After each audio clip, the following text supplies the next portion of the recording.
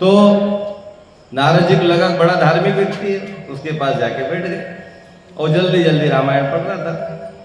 नारद जी बैठे, रामायण समाप्त हुई। उन्होंने कहा पंडित जी, नारद जी पंडित जी के रूप में गए। उन्होंने कहा पंडित जी आज तो बड़ी जल्दी है। उन्होंने कहा बड़े भक्त हो, रामायण रोज पढ़ते हो? बोले रोज पढ़ता हूँ।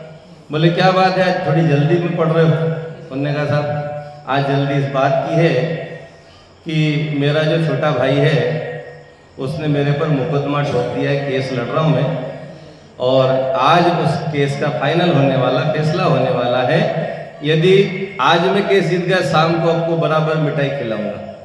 नारद जी ने माथा ठोक लिया कि जिस रामायण को पढ़कर, जिस रामायण के आदर्श से है कि राम और भरत जो है राज्य के लिए लड़ रहे हैं, वो लड़ाई किस बात की है कि आप राजा बनो और आप राजा बनो, दोनों एक दूसरे को कह रहे हैं। एक फुटबॉल बना दिया, इधर से कह रहा तुम ले जाओ, वो कह रहा तुम ले जाओ, और यहाँ 2 इंची लड़ाई के लिए, जमीन के लिए लड़ रहे हैं।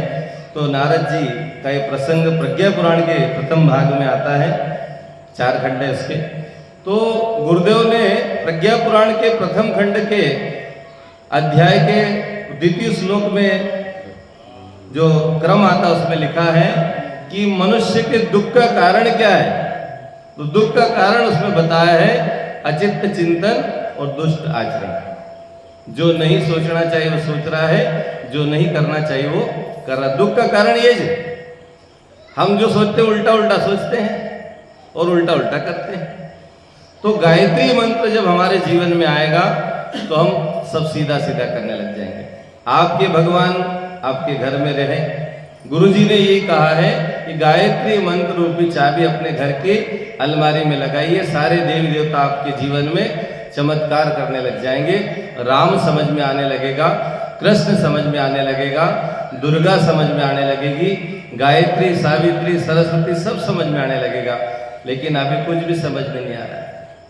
मानते सब हैं, पूजते सब हैं, लेकिन ढोक देने तक, पूजा पाठ करने तक और हमारी जो भी इच्छाएं वहां तक, इसके आगे हम समझ नहीं पाते भगवान क्या है। यज्ञ के 3 चरण बताए हैं, देव पूजन, संगतिकरण और दान। भगवान की पूजा हम क्यों करें या भगवान की पूजा किस रूप में करें? तो गुरुदेव लिखते हैं कि देव पूजन का अर्थ है भगवान के गुणों को अपने अंदर उतारने का नाम सच्ची पूजा है। जिस भगवान के सम्मुख आप बैठे हो उसके अच्छे गुण हमारे जीवन में आ जाए।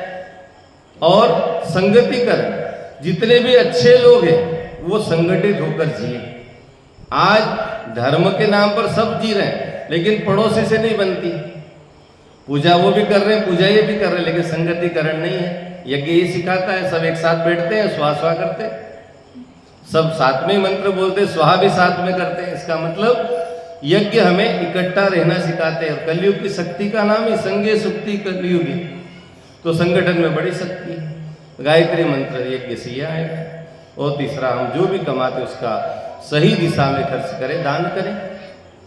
तो यहाँ जितनी बहनें भाई बैठे हैं, गांव की यहाँ जहाँ तक आवाज़ जा रही है, सभी से निवेदन है कि आप एक दिन में कम से कम 24 बार गायत्री मंत्र जरूर बोलें। 24 बार इसलिए बोलना है कि गायत्री मंत्र में 24 अक्षर है। अक्षर 24 परम पुनीता, इनमें बसे शास्त्र श्रुति गीता। सारे शास्त्र गायत्री मंत्र में समाहित हो गए। जितने भी शास्त्र हैं, आप 4 वेद ले लें, 18 पुराण, 18 उपपुराण, 108 उपनिषद, आरण्यक ग्रंथ और जितने भी श्रुति स्मृतियाँ जितनी लिखी गई सारी गायत्री मंत्र से होकर गुजरी। इसलिए गायत्री मंत्र का एक एक अक्षर एक एक ग्रंथ के बराबर है। उसकी व्याख्याएं करने लगे तो सालों साल बीत जाए, फिर भी गायत्री मंत्र की व्याख्या नहीं होगी। पंडित कमल किशोर जी नागर ने धर्मपुरी में कथा की थी और वहाँ पर 2 दिन तक केवल गायत्री मंत्र पर बोला था कि गायत्री मंत्र की महिमा क्या है। और 2 दिन के बाद उन्होंने ये बोला कि मैं साल भर भी बोलूं तो भी गायत्री मंत्र की महिमा में नहीं बता सकता। इसलिए गायत्री मंत्र का अपने घर में शुरुआत करें। गायत्री महाविज्ञान में ऐसा लिखा है कि जो भी व्यक्ति गायत्री मंत्र को 90 दिन तक यदि लगातार बोलता है, लगातार बिना किसी रुकावट के, तो उसके जीवन में चमत्कार होने लगते हैं, प्रत्यक्ष उसके प्रमाण उसको मिलने लगते हैं। आप यदि किसी व्यसन से ग्रसित है, फैशन से ग्रसित है, तो भी यदि आप रोज गायत्री मंत्र जपते हैं तो आपका व्यसन अपने आप दूर होने लगेगा। आपके अंदर कोई बुराई है वो अपने आप दूर होने लगेगी और आप अच्छाइयों से जुड़ने लगे। गायत्री मंत्र आपकी बुद्धि को जो है अच्छे मार्ग पर ले जाता है। धीमहि धियो यो न प्रचोदयात् करते हैं कि हे भगवान आप हमारी बुद्धि को अच्छे मार्ग पर ले चलिए, सदमार्ग पर ले चलिए। भावी तो उसी का है। तो एक तो काम ये करें, एक लोटा जल सूर्य भगवान को जरूर चढ़ाएं। और किसी देवी देवता को आपने देखा हो न देखा हो, लेकिन सूर्य भगवान इस धरती के प्रत्यक्ष देवता, रोज आते हैं, दर्शन देते हैं। भगवान की मूर्ति आपने देखी, लेकिन भगवान को किसी ने देखा क्या? लेकिन सूर्य भगवान रोज पूरी सृष्टि को उजाला देने वाले देवता सूर्य है। गायत्री मंत्र के देवता भी सूर्य है। इसलिए आप गायत्री मंत्र की नियमित उपासना के साथ साथ एक लोटा जल सूर्य भगवान को अर्घ्य के रूप में जरूर दें। तीसरा काम, अपने घरों में छोटे छोटे बच्चों को भी गायत्री मंत्र से और संस्कारों से जरूर जोड़ें, क्योंकि आने वाली जो पीढ़ी है वो हमारा भविष्य है। हम अपने घर को अच्छा बना सकते हैं, मकान को बंगला बना सकते हैं, घर में गाड़ी साधन सुविधाएं सब जुटा सकते हैं, लेकिन यदि बच्चों को यदि संस्कार नहीं दे पाए तो ये सारी चीजें व्यर्थ हो जाएंगी। और आज यही हो रहा है। हमने हायर एजुकेशन की ओर हम बच्चों को ले जा रहे हैं। पढ़ाना बुरी बात नहीं, पर संस्कार नहीं मिलते। बचपन से आपने उसको हॉस्टल में डाल दिया, अब वो शुरू से माँ बाप से दूर रहा तो उसको संस्कार तो मिलना नहीं है। जो पढ़ाई है वहीं की इतनी है कि वो संस्कार कहाँ से देंगे। और आज विदेशों में बच्चे रहते हैं, आए दिन घटनाएं सुनते हैं। माँ बाप चल बसे, लेकिन उनको समय नहीं उनको अर्थी को कंधा देने के लिए और अग्निदाग देने के लिए। कारण क्या है? हायर एजुकेशन आवश्यक है, लेकिन साथ में संस्कार उससे भी ज़्यादा जरूरी है। गायत्री मंत्र के साथ साथ बच्चों को संस्कार, गुरुदेव ने कहा है गायत्री यज्ञ संस्कारित त्रिवेणी संगम, गायत्री परिवार का मूल है। आप अपने घरों में संस्कारों से बच्चों को जोड़िए। और गायत्री परिवार जो इसलिए भी आया है कि धीरे धीरे जो समय है वह परिवर्तन की ओर चल रहा है। 2026 में परम वंदनीय माता जी के 100 साल पूरे होने जा रहे हैं, जिनकी जन्म शताब्दी मनाई जाएगी।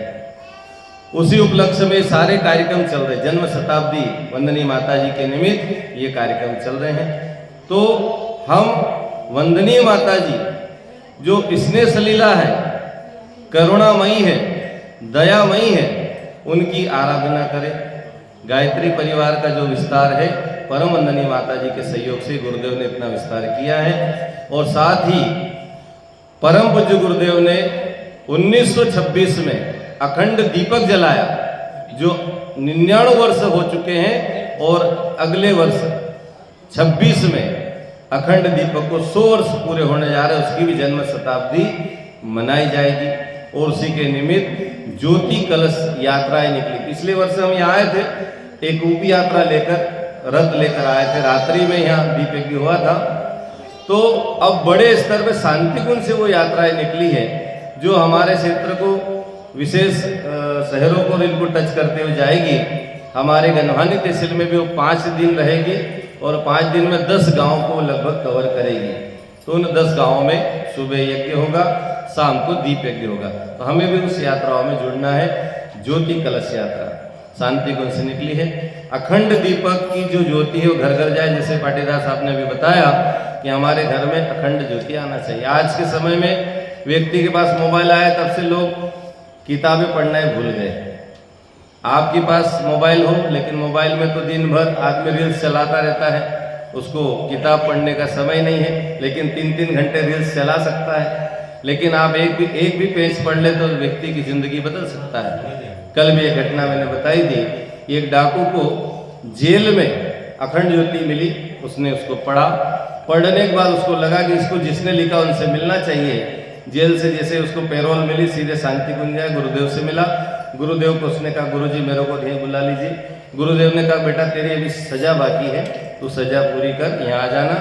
सजा पूरी होने के बाद वो व्यक्ति शांति कुंज गया, गुरुदेव से दीक्षा ली, वहाँ पर ट्रेनिंग ली और फिर उसको उसी गांव में भेजा जहाँ पर उसका जो है डाकू का ज़्यादा वहाँ पर खौफ था, डर था। वहाँ गया, लोगों ने डर के मारे अखंड ज्योति के सदस्य बन गए, चंदा भी दे दिया, गुरुदेव को ले जाके ढेर कर दिया। उन्होंने गुरुजी आज मैं इतने सदस्य बना आया, इतनी अखंड ज्योतियाँ और इतने पैसे भी लेकर आया। गुरुजी ने कहा बेटा ये बता कि तेरे डर के मारे दिए, तेरे अंदर जो डाकू है उसको देख कर दिए, तेरों को देख के दिए। गुरुदेव को उन्होंने कहा गुरुजी हो सकता है मेरे से डरते थे लोग, मैं तो गया कि फटाफट सदस्य बन गए। बोले अब तू जा, और लोगों के विश्वास दिला कि तू वो डाकू नहीं रहा है, तो गायत्री परिवार का सदस्य बन गया और फिर से उस गांव में गया। धीरे धीरे धीरे तो उसका डर खत्म हुआ लोगों के अंदर, और फिर लोग उसको हंसने लगे। अच्छा काम करने वालों को हंसा ही जाता है। उन्होंने कहा देखो एक डाकू था, आज ये बाबा बन गया, गायत्री परिवार से जुड़ गया। हंसने लगा, लोग उसका उपहास करने लगे। तो उसके एक मित्र ने, जो डाकू ही था, उसके मित्र ने उसको कहा भाई तेरे को मिला क्या गायत्री परिवार से जुड़ने से? ले कल तक जो लोग तेरे को देख कर अंदर घुस जाते थे, आज तेरे पास रहे। उनने कहा है जो मिला है मैं बता नहीं सकता। बोले मैं 12 वर्ष जेल में रहा और एक भी ऐसी रात नहीं गुजरी जिसमें मैं सोया हूं, लेकिन जब से मैं गायत्री परिवार से जुड़ा रात को चैन की नींद आती है। क्यों? आत्म संतोष प्राप्त हुआ। भाइयों बहनों, हम भगवान का काम करें। अब काम क्या है? व्यक्ति निर्माण, अपने आप को संवारें, बदलें, सुधारें, गायत्री मंत्र से जुड़े, अपने परिवार को जोड़े और समाज को एक दिशा दें। आज समाज किस दिशा में जा रहा है हम विचार करें। आज यहाँ पर है तो कल कहाँ पहुँच जाएगा। आज विवाहों में जो हुड़दंग चल पड़ा है, किस तरीके से विवाह मनाया जाए। गुरुदेव ने कहा है खर्चीली शादी हमें दरिद्र और बेईमान बनाती है, लेकिन आदमी आज जरा भी हिचकता नहीं। पैसा खूब हो गया इसका मतलब पैसे का दुरुपयोग हो नहीं सा। आदर्श विवाह, गायत्री परिवार में आदर्श विवाह की परंपरा चल पड़ी है, तो हम अपने परिवारों को संस्कारों से जोड़ें। और इस कार्य में आपको कहीं नहीं करना है, सप्ताह में एक दिन, जैसे इस मंदिर में बैठे हैं हमारी माता बहनें बहुत सारी हैं, तो वो सप्ताह में एक दिन यहाँ पर आ जाए और 24 बार गायत्री मंत्र बोल ले। यदि हो सके तो गायत्री चालीसा का सामूहिक पाठ करें। इससे क्या हो जाएगा? इससे ये होगा कि यहाँ की जो तरंगे निकलेगी, मंदिर तो बहुत बन गए, उन मंदिर को जीवंत और जागृत बनाने का काम साधना करती है। यदि आपने सामूहिक साधना साप्ताहिक भी चालू कर दी, आने वाले समय में इस मंदिर में जो प्रवेश करेगा उसके अंदर वो चेतना अपने आप दिखने लगेगी। गायत्री शक्तिपीठ पर आप पधारिए, आप जैसे कदम रखते हैं आपको एहसास होगा कि शक्तिपीठ है। क्यों? वहाँ नियमित साधना होती है, नियमित यज्ञ होता है। उत्तम स्वामी जी एक बार आए थे वहाँ पर, उनने उस डेरी के अंदर जैसे कदम रखा तो सबसे पहले उन्होंने एक ही शब्द बोला, ये जो बाहर लिखा है शक्तिपीठ, बिल्कुल यहाँ पर शक्ति है, ये महसूस की जा सकती है। तो मंदिर तो हमारे बन चुके हैं, लेकिन मंदिरों को जीवंत और जागृत बनाने का काम हम सभी भक्तों का होता है। इसलिए साधना प्रारंभ करें, उस साधना से गाँव में परिवर्तन आएगा, धीरे धीरे गाँव में चेंज आता चला जाएगा। तो यही निवेदन है कि आप सामूहिक साधना की ओर अपने सभी को ले सके। यहाँ की बहनें नियम बना ले, भाई अपने को सप्ताह में कोई दिन तय कर ले कि अपन गुरुवार को, रविवार को, या आप जो भी वार आपको सूट हो जाए उस दिन आप उसको साधना को करके देखिए। आपके इधर मांडवी में, डोंगर गांव में आप चले जाइए, कितनी बहनें इतनी शानदार साधनाएं कर रही हैं। वहाँ इतना उनका संगठन बन चुका है और उनका तो कलेक्शन भी होता है अंशदान के रूप में। मांडवी में तो गायत्री मंदिर बनने वाला है महिलाओं के जन भागीदारी, जन सहयोग से। तो ये आप भी कर सकते हैं, लेकिन वो साधना होगी तो सब चीजें सधने लगेगी। आइए अब हम दीप यज्ञ की ओर बढ़ेंगे, दीप यज्ञ संपन्न करेंगे। सभी बातें